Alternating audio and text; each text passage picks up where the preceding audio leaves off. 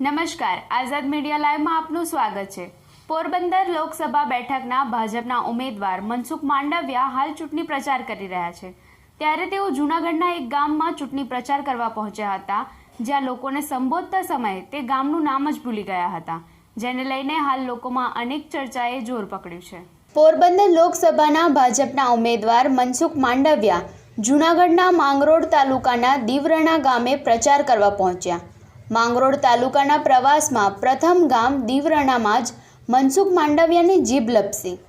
દીવરણા ગામના પ્રવાસમાં મનસુખ માંડવિયા જનસભા સંબોધતા સમયે ગામનું નામ જ ભૂલી ગયા અને દીવરણાની જગ્યાએ નેત્રાણા ગામ બોલી ગયા, ત્યારે મનસુખ માંડવિયાની જીભ લપસતા ગ્રામજનોમાં ભારે ચર્ચાએ જોર પકડ્યું।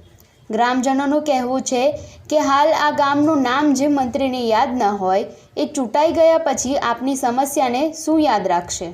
જગદીશ યાદવ, આઝાદ મીડિયા લાઈવ, જૂનાગઢ।